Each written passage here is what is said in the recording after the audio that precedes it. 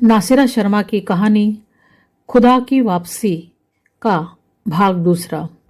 वैसे ये कहानी भागों में बटी हुई नहीं है, पर मैंने अपनी सुविधा और बच्चों की सुविधा के अनुसार इसे मैंने 3-4 भागों में बांटा है, क्योंकि ये कहानी बहुत बड़ी है और कम से कम 1-1.5 घंटा इसे पढ़ने में लग जाएगा। तो मैंने 20-20 मिनट या 15 मिनट के हिसाब से इस कहानी को बांटा है, ताकि बच्चे आराम से पूरी कहानी सुन सकें।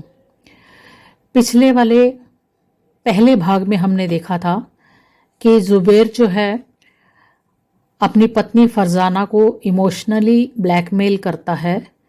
उसे कहता है कि तुम मेहर की रकम माफ़ कर दो, क्योंकि जो पत्नी अपने पति से मेहर की रकम नहीं लेती वो अपने पति के लिए बहुत ही मुबारक होती है। उस समय फरजाना द्वंद्व में फंस जाती है कि मेहर की रकम माफ़ करे या नहीं, क्योंकि अगर मेहर की रकम वो माफ़ नहीं करती तो इसका मतलब ये हुआ कि वो पैसे से प्यार करती है और पति से प्यार नहीं करती। इस वजह से उसे समझ में नहीं आता, पर हालात को देखते हुए वो उसे मेहर की रकम माफ़ कर देती है। उसके बाद जुबैर कहता है,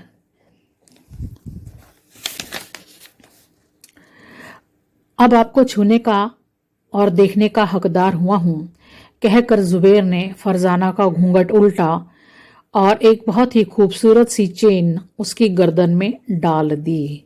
अब चौथी में आई फरजाना सबको बहुत थकी और उदास लग रही थी। बाप के गले मिलकर वो फूट फूट कर रोई। माँ को शक पड़ गया, लड़की खुश नहीं है। खाला, फूफी, भाभी, नायन, शब्बो, चंदा सब ने कुरेद कुरेद कर पूछा, मगर कुछ हाथ ना लगा। दामाद के चहकने से महसूस हुआ कि सब ठीक है, मगर फरजाना का यह मुरझाया चेहरा, सोचती आंखें। कई दिन गुजर गए। फरजाना ससुराल जाकर फिर मायके आ गई थी। एक दिन मौका पाकर भाई से बोली, वो बहुत परेशान है, उससे कुछ कहना चाहती है। क्यों, क्या बात है? फिरोज बोला। भैया, अब्बू को पता चला तो न जाने क्या होगा। पहले वायदा करो किसी से कहोगे नहीं। अरे कुछ बोलोगी, आखिर बात क्या है? फिरोज तनाव में आ गया। जुबैर ने फरजाना का चेहरा लाल पड़ गया। क्या लड़ाई हुई है? उसने कुछ उल्टा सीधा कह दिया क्या? फिरोज ने बहन की नाक प्यार से पकड़कर हिलाई। नहीं भैया, वो मेहर की रकम उसने मुझसे माफ करवा दी है, कहकर फरजाना ने गहरी सांस ली। क्या कह रही हो? मैं समझा नहीं, पूरी बात बताओ ताकि मैं तुम्हारी उलझन सुलझा सकूं। और फिरोज चकित सा खड़ा रह गया। इस वाक्य से मिले सदमे को पूरी तरह आत्मसात नहीं कर पाया। जुबैर का कहना था कि मेहर माफ करने से औरत शोहर के लिए मुबारक साबित होती है। फरजाना ने टूटी बिखरी आवाज में कहा, इस चापलूसी पर शान में आकर तुमने, ये हमारे घर की सारी औरतें मनहूस हैं। जो तुम्हारा बचपना, तुम लड़कियां कुछ समझती नहीं। फिरोज आग बबूला हो उठा। नहीं भैया, इसमें मेरी गलती नहीं है। उसने शर्त लगाई थी कि वो मेरा घूंघट तब तक नहीं खोलेगा जब तक नकद मेहर की रकम अदा न करेगा, या फिर मैं उसे माफ कर दूं। ओह मेरे खुदा, ये तो पहली बार सुन रहा हूं। हमारे समाज में ये सब भी हो रहा है? मुझे यकीन नहीं आ रहा। मम्मी से बात हुई? फिरोज की मुट्ठी दुख और क्रोध से बंध गई। डर कर किसी से कुछ नहीं कहा अभी तक। अब्बू का ख्याल आता है, वो पहले भी मेहर की रकम को लेकर परेशान थे। अम्मी का पता नहीं क्या हाल होगा। एकाएक फरजाना की आंखें भर आई, चेहरे की उदासी गहरी हो गई। खैर, तुम परेशान ना हो, मैं मौलवी अली इमाम से मिलता हूँ, तुम्हें भी साथ ले जाऊंगा। मुझे कुछ चालाकी की बू आ रही है इसमें, मैं उसका खून पी जाऊंगा। चालबाज कहीं का, फिरोज ने दांत किचकिचा कर कहा। मैं पहले ही कहती थी मुझे आगे पढ़ना है, मगर रुआसी होकर फरजाना बोली। थोड़ी देर फिरोज बहन को घूरता रहा, फिर संयत वो कहने लगा, देखो फरजाना, अकल से काम लो। तुम्हारे पास निकाहनामा है ना, सारी शर्तें लिखित हैं, फिर डरना कैसा? तुमने जबानी माफ किया है ना, लिखकर तो कुछ नहीं दिया ना? फिरोज ने इस तरह कहा जैसे खुद को समझा रहा हो। नहीं। फरजाना ने गालों पर लुढ़क आए आंसू पोंछते हुए कहा, जब जरूरत पड़ेगी तो लड़ाई लड़ ली जाएगी। खुदा ना करे ऐसा हो, मगर इत्मीनान रखो, कानून सबूत चाहता है, वहां कागज देखा जाता है, जबानी बात कोई नहीं मानेगा। इसलिए आराम से रहो, खुश रहो। जबानी बातें अच्छी बुरी हम एक दूसरे से करते रहते हैं, उन बातों को भूल जाओ। फिरोज ने बहन को समझाया, खुद भी राहत की सांस ली कि मुसीबत फिलहाल टल गई है। भाई से बात करके फरजाना के चेहरे पर छाई उदासी छट गई थी। आंखों का ठहराव भी चमक में बदल चुका था। फिरोज ये बातें जानकर बहुत परेशान हुआ। उसने जिंदगी में कभी ऐसा नहीं सुना था। खानदान में देर सबेर मेहर की रकम उसने अदा होते देखी थी, मगर पढ़े लिखे खुशहाल लड़के ऐसा करेंगे और सोचेंगे, उसे यकीन नहीं आ रहा था। बस एक ही संतोष की बात थी कि बहन से उसने हस्ताक्षर नहीं कराए, जबानी तौर पर कहकर। उधर फरजाना वक्ती तौर पर खुशी हो गई, मगर दिल में नन्ही सी फांस गड़ गई थी कि आखिर मेरा अधिकार मुझसे इस तरह क्यों छीन लिया गया। कल मेरा क्या होगा? खंदक और खाई के बीच खड़ा करके मुझसे मेरी सुरक्षा किस लिए छीन ली गई? ससुराल में सारा दिन बिना काम के गुजारना फरजाना के लिए मुश्किल था। यूनिवर्सिटी, सहेलियां, टीचर्स और घर बहुत याद आता था।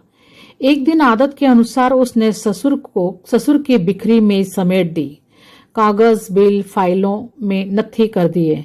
पिता की किताबों को सजाना उसका बचपन का शौक था। शाम को लौटकर ससुर जी ने साफ सुथरी मेज देखी तो समझे सारे कागज पत्र सफाई के नजर हो चुके हैं। उनका क्रोध देख बेगम हल्के से मुस्काई और उनका पानदान भी तो आज सजकर अलग लग रहा था। सास ससुर के मन में एक छोटी सी बात ने फरजाना के प्रति प्यार भरा कि स्वयं फरजाना न जान पाई। वो तो खुरपी लेकर गमलों को गोड़ती सूखी पत्तियां साफ कर रही थी। शादी हुए 2 माह गुजर गए थे। आज हांडिया डोई छुलवाने की रस्म थी। दोनों नंदों ने चुपचाप सुबह से ही कुछ मीठा कुछ नमकीन बनाकर रख दिया था, ताकि फरजाना की बदनामी ना हो कि पढ़ी लिखी भाभी के शौक में एक फूहड़ काहिल लड़की घर आ गई है। इसलिए सास भी मेहमानों के बीच बैठी हुई गर्व से गर्दन उठाई थी कि अंदर ही अंदर सब कुछ संभाला जा चुका है। इन सारी बातों से बेपरवाह फरजाना बड़े ही आराम से प्याज की खीर बनाने में लगी थी। कई बार देवर उसे छेड़ चुके थे, भाभी खीर में शक्कर की जगह नमक ना डाल देना। उसका सलीका देखकर काम करने वाली मामा सो जान से बहुरानी पर निछावर हो गई। धीरे से बोली, पढ़ाई के साथ ये सब कब सीख लिया दुल्हन? स्कूल में होम साइंस पढ़नी पड़ती है ना बुआ, घर में तो मम्मी को पकाते देखती थी। पसीना पहुंचती हुई फरजाना बोली। उसे डर लग रहा था कि सब कुछ खैरियत से गुजर जाए। फूफी जान ने शादी से पहले कई बार उससे प्याज की खीर पकवाई थी, ताकि ससुराल में यह रस्म इज्जत से निपट जाए। ये एक नई चीज थी। सबने जी भरकर फरजाना की तारीफ की। बहुतों को तो इस पर हैरत थी कि प्याज जैसी बदबूदार चीज से खुशबूदार मीठी खीर कैसे बन सकती है। ये कमाल तो पढ़ी लिखी लड़कियां ही कर सकती हैं। अगले सप्ताह जुबेर की खाला के घर शादी थी। पूरे परिवार को जौनपुर जाना था। ट्रेन में जैसे पूरा डब्बा इन्हीं लोगों का रिजर्वेशन से भर गया था। नंदे नंदोई बच्चे, सास ससुर देवर का हंसी मजाक, खाने पीने में वक्त इस तरह कटा कि पता ही नहीं चला कब जौनपुर आ गया। फरजाना का दिल फूल की तरह खिल उठा। खाला के घर की नई दुल्हन तो आकर्षण का केंद्र थी, मगर फरजाना भी कौन सी पुरानी दुल्हन थी। सो उसे मुंह दिखाई उन औरतों से मिल रही थी जो शादी में नहीं पहुंच पाई थी। रात को जमीन पर मोटे गद्दों के फर्श पर सब लड़कियां औरतें पास पास लेटी गप्पे मार रही थी। हंसी मजाक कहानी किस्से चल रहे थे। एकाएक अफसाना ने कहा, भाभी आपको तमाशा दिखाती हूं। कहती हुई वो उठकर अलग बैठी और एक औरत के पास जाकर बैठ गई और उनको बटुए से तंबाकू खाते पल भर देखती रही। फिर बोली, नानी अम्मा आपका निकाह कब हुआ था? मेरा निकाह? निगोड़ी क्या पूछती हो? पूरे 50 साल नहीं नहीं, पूरे 65 साल गुजर गए। क्या खाक याद करूं, कुछ तो बचा नहीं, न रूप न उम्र न जवानी। आह भरकर बोली और बटुए की डोरी खींच चूना चाटा। कुछ बताइए ना, औरतें लड़कियों ने इसरार किया। सबके चेहरे पर शरारत का भाव उभर आया था।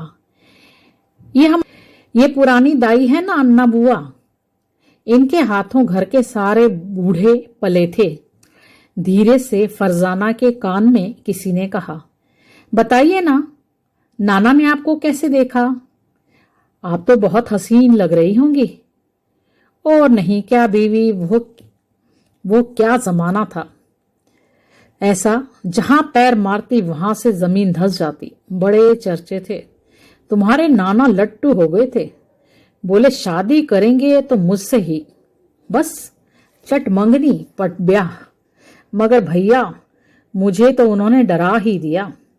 शादी की रात अच्छी अच्छी बातें करते करते एकदम से बोले, मेहर माफ ना किया तो कुएं में कूद जाऊंगा। मैं भी चंचल थी, इतरा कर बोली, जाइए नहीं माफ करती। मुझे क्या पता था कि घर के आंगन में कुआं है। मेरी बात सुनकर वो लपके और जगत पर जा बैठे। बोले, माफ करती हो या नहीं? मजाक यहां तक पहुंच जाएगा मैं सोच नहीं सकती थी। दहाड़े मारकर रोती भागी और उन्हें मना कर ले आई। वो हंस रहे थे, मैं रो रही थी। अल्लाह बख्शे, बड़े हंसोड़ तबीयत के थे। जब कभी उन्हें कुछ मनवाना होता बस उसी कुएं की जगत की तरफ भागते। बहुत महीनों बाद एक दिन मैंने देखा कि कुआं तो कूड़े से लगभग पट चुका है। तब जाकर मेरी जान में जान आई। फिर किसी ने पूछा, फिर क्या, मेहर तो मैंने माफ कर दिया था। चलो भागो, लेटना है मुझे। अन्ना बुआ के पास से लड़कियां हंसती हुई उठ गई, मगर फरजाना उदास हो गई। ससुराल में सब कुछ था, उसे किसी बात की तकलीफ नहीं थी। उसने ससुर से आगे पढ़ने की इजाजत भी ले ली थी। सास की खिदमत कर उसका दिल भी जीत लिया था, मगर अभी तक वो मर्दानगी के आगे अपनी जनाना जीत का परचम नहीं लहरा पाई थी। उसका दिल चाहता था किसी तरह वो मेहर वाली बात की असलियत समझ सके कि वास्तव में सच क्या है। बहुत सोचने पर उसे एक रास्ता दिखा। महजबी किताबों को उसने पढ़ना शुरू किया तो घर में सास ससुर की खुशी का अंत न रहा। मगर वे नहीं जानते थे कि इन दीनी किताबों के पीछे कौन सी छानबीन चल रही है। ईद पर जब वो मायके गई तो भाई ने फूफी के देवर के मित्र मौलवी अली इमाम को उसके कहने पर बुलवाया और खाना खाने के बाद जब चाय की मजलिस आधी रात को सूखे मेवों के साथ जमी तो फिरोज ने बात छेड़ दी। सुनकर पॉलिटिकल साइंस में एमए और हुज्जत में नज़्फ़ से डिग्री लिए मौलवी एकाएक क्रोध से उबलकर बोले, लाहौल क्या जिहालत है। ये तो सरासर मर्द समाज में मर्द की एक चाल है ताकि वो औरत का हर हथियार छीन ले, कहीं प्यार से, कहीं कानून से, कहीं जुल्म से, पता नहीं पैसे की लालच में। औरतों की आजादी से खौफजदा मर्दों ने जाहिल मौलवियों को अपना रहबर क्यों मान लिया है। इन्हीं सारी बातों को लेकर मेरा झगड़ा इनसे होता है।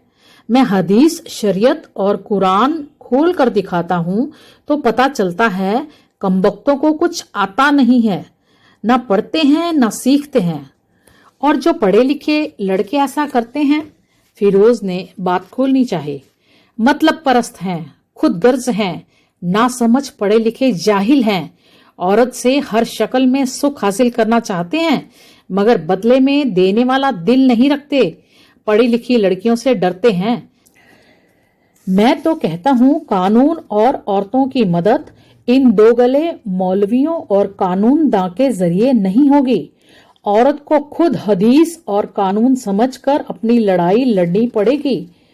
मेरे ऐसे ख्यालात हैं, इसलिए सरकार हो या आम आदमी मुझसे कतराता है। किसी सलाह मशवरे के वक्त जाहिलों की फौज हर समाचार पत्र में तस्वीर के संग छपी नजर आती है। नॉन इशू को इशू बनाकर लोग लुत्फ लेते हैं। मौलवी इमाम का तस्वीर वाला हाथ गुस्से से कांप रहा था। फिरोज ने बात वहीं खत्म करना मुनासिब समझा, सो चाय की नई ताज़ा प्याली उनकी तरफ बढ़ाकर बहन को इशारा किया कि कोई सवाल न पूछे। कुछ देर खामोशी छाई रही। चचा जान, मेहर और शादी का क्या रिश्ता है जो मेहर को लेकर इतनी बातें बनती हैं? कहा जाता है मेहर औरत की कीमत है जो मर्द अदा करता है। कुछ देर बाद फरजाना ने पूछा। गलत, बिल्कुल गलत। मेहर का मतलब प्यार मोहब्बत, ना कि लाहौल। ये सारी बेकार की बातें हैं, सच्चाई से इसका दूर तक का वास्ता नहीं है। अली इमाम ने फिर कहा, शादी कानूनी तौर से यानी इस्लामी तौर पर वैध मानी जाए, इसके लिए 4 चीजों का होना जरूरी है। पहला, लड़की की मर्जी पूछी जाए, वो शादी के लिए राजी है। दूसरा, 2 गवाह हो जो मर्द हो, यदि मर्द नहीं है तो फिर एक मर्द के बराबर 2 औरतों की गवाही मानी जाएगी। निकाह सबके सामने होना जरूरी है। मेहर का होना तो अत्यंत जरूरी है, क्योंकि उस वायदे का टोकन मनी या शगुन है जो उसने पूरी जिंदगी औरत की देखभाल के लिए किया है। यदि इसमें से कोई भी एक बात पूरी नहीं होती तो निकाह या शादी अवैध करार दी जा सकती है। यहाँ तक कि यदि किसी ने हैसियत से ज्यादा मेहर रखा और अदा करने की बिसात उसमें नहीं है तो वह भी अवैध है, क्योंकि शादी की बुनियाद झूठ पर होगी। इसलिए कम से कम मेहर हो, कायदे से खजूर की गुठली के बराबर सोना या सोने की कीमत भर, जो फौरन अदा करने में मददगार साबित हो। यही वो गारंटी है कि मर्द औरत की दौलत पर तकिया नहीं करेगा, बल्कि खुद जमाकर उसे खिलाएगा, उसके आराम का ख्याल रखेगा। हमारे यहाँ शादी एक अनुबंध का नाम है। एक भी क्लॉज छूटा तो अनुबंध टूटा या शादी अवैध मानी जा सकती है। लड़की अपने अधिकार का प्रयोग कर सकती है। यदि शादी उसकी मर्जी के बिना हुई है तो वो इनकार कर सकती है। तभी निकाह छुपा कर नहीं, सबके सामने करने की हिदायत दी गई। कुछ किताबें भिजवा दूंगा, पढ़ना और समझना। वैसे तुम ये सब क्यों पूछ रही हो? कोई परेशानी है या फिर? फरजाना के चेहरे पर एक रंग आ रहा था, दूसरा जा रहा था। अपमान से उसके कानों की लवें सुर्ख हो गई थी। एक बगावत सर उठाने लगी कि ऐसे झूठे जाहिल शौहर के घर लौटकर क्या जाना। यहीं मायके में रहकर माँ बाप को भी सीख देनी चाहिए कि मुझे आगे पढ़ाने के बजाय मेरी शादी क्यों कर दी। यदि शादी इतनी महत्वपूर्ण थी तो फिर शादी, तलाक, मर्द औरत के संबंध पर धर्म और कानून का ज्ञान क्यों नहीं दिया, क्यों अंधे कुएं में धकेल दिया। इसका मतलब ये हुआ कि मेहर उस ईमानदारी की सिक्योरिटी है जिसको आगे की शादीशुदा जिंदगी में शौहर को अपने बर्ताव और व्यवहार से साबित करना है। या यूं कहा जाए कि मेहर औरत की कीमत न होकर मर्द की जमानत है। फिरोज ने गहरी सोच में डूबते हुए कहा, बिल्कुल सही समझे हो। काश ये बात सबको समझ में आती। अक्सर लोग मेहर को औरत के गुजर बसर या स्त्री धन समझने की गलती करते हैं। सच पूछो तो एक खुशहाल और बराबरी से जी जाने वाली जिंदगी का वायदा है जो मर्द मेहर की शक्ल में पेशगी अदा करता है। हाँ, जब रिश्ते टूटते हैं, तलाक की नौबत आती है, वहां मेहर का कोई रोल नहीं होता, बल्कि गुजारा भत्ता का मसला खड़ा होता है। वह बिल्कुल अलग मसला है। मेहर जब नकद सिक्कों में उसी वक्त अदा होनी चाहिए, तो फिर अक्सर लोग बुढ़ापे में या मरते वक्त मकान, दुकान, बाग वगैरह मेहर में क्यों देते हैं? इसलिए कि उनकी मौत के बाद बीवी दर बदर की ठोकर ना खाए। इसलिए वे नकद की जगह उसे कीमत की अचल जायदाद के रूप में भुगतान करते हैं। ये उन शरीफ मर्दों का इजहारे मोहब्बत है जिसके दिलों में बीवियों के लिए नर्म गोशा होता है, अपनी जिम्मेदारी का एहसास होता है। ये काम तो फिर पहले भी किया जा सकता है, फिरोज ने पूछा। हाँ, मगर तब वो कमाना शुरू कर रहे होते हैं, विरासत की जमीन उनके नाम तक नहीं होती, फिर उसके भी कई हकदार होते हैं, बैंक में कुछ जमा पैसा होता नहीं। अगर मेहर उनकी हैसियत के मुताबिक बंधे हो या फिर उसे फौरन अदा कर सकते हो। कितने निकाह मैंने इसी मुल्क में पढ़वाए हैं, ऐसे दौलतमंद घरानों के जिनका यकीन हदीस पर था, रुपए की लेन देन पर नहीं। इसलिए उन्होंने सिर्फ 1.5 रुपए या 3 रुपए या फिर सोने की एक गिन्नी पर मेहर बंधवाया, जो फौरन दूल्हे ने दुल्हन को अदा कर दिया। दूसरी तरफ मामूली घरों के लड़कों का मेहर लाख 1.5 लाख बंधा। दहेज मना है इस्लाम में, तो भी दुनिया को दिखाने के लिए दहेज दिया गया। बुनियादी बातों को भुलाकर दुनियावी बातों पर ध्यान दिया गया। अक्सर नतीजा देखने में आया कि लड़की मायके गई तो बुलाई नहीं गई और लड़के ने दूसरी शादी कर ली। पहली और दूसरी बीवी के दहेज से उसका घर भर गया। इस तरह उसका शैतानत का काम अब होने लगा, क्योंकि लोगों ने सीधा रास्ता चलना बंद कर आसान और गैर कानूनी रास्ता अपनाना शुरू कर दिया है।